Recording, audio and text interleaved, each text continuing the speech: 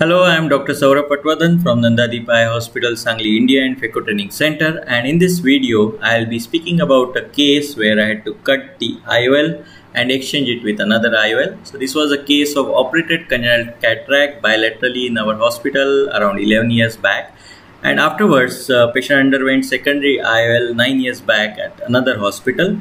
And now the child presented to us at the age of 12 years with bilateral myopic refractive error of around -12 diopter. So we decided that we'll exchange this IOL to correct the refractive error, because this high refractive error was causing some degree of reduced vision and affecting the visual performance of the child. Because the IOL was in the sulcus, it was easier to exchange it. Now the important thing we have to note is to take care of the vitreous. It should not prolapse. As you can see here, I had already done posterior capsulorhexis and anti-vitrectomy in this child, and I just had to push some viscodispersive agent behind the IOL to avoid the vitreous prolapsing out. As the child had very little astigmatism preoperatively, I decided to create a small scleral tunnel. So I used the keratoid itself to create a corneoscleral incision here. Now during such procedure, it is important to protect the corneal endothelium and also avoid any vitreous prolapse, because in long term both these things are really important. So it is important to use the OVD over the IOL and under the IOL. Now I am using Sinskey to just dial this IOL out of the sulcus. Because it is in the sulcus, it is not adherent to any of the ocular structures and very easy to take it out in the anterior chamber. Once it is in the anterior chamber, I will just rotate the optic such that the haptics are away from the incision, so that I can cut the optic into two halves using the scissor. And the scissor that I am going to use here is the Packer-Chang scissor by MST, and I found it quite easier to use because when it opens up, it doesn't create any traction over the wound or the incision, so that makes it very easy to use. And I use Sinskey 1mm Sinskey in the other hand, which supports the IOL when it is being cut and avoids any injury to the iris. We can also use a IOL holding forceps in the left hand.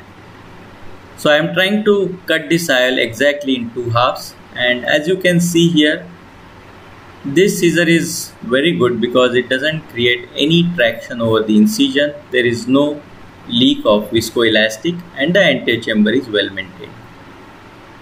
Once the cutting has been completed and the two halves are created, again I am pushing some OVD because I want to protect the endothelium as well as iris and the angle structures.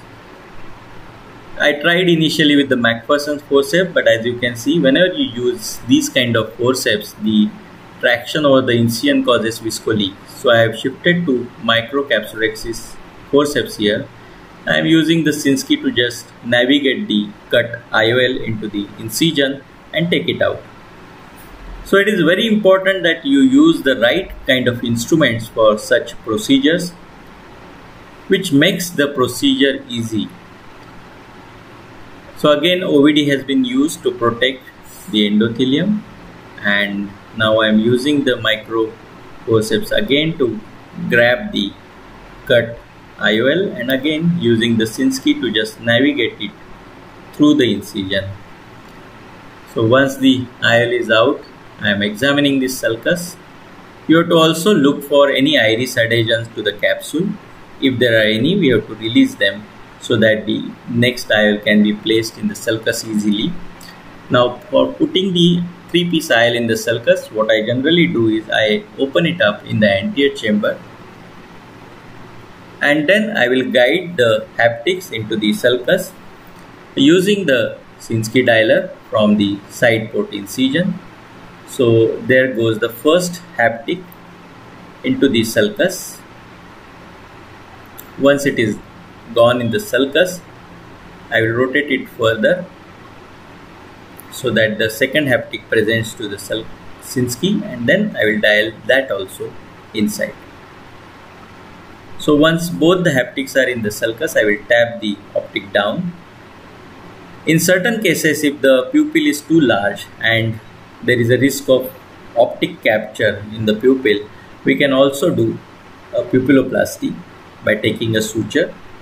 In this case, the pupil appears relatively small and there is very little risk of optic capture. I am just washing off the viscoelastic agent from the anterior chamber by doing just passive wash of continuous irrigation of the fluid. This will remove all the dispersive agent from the anterior chamber.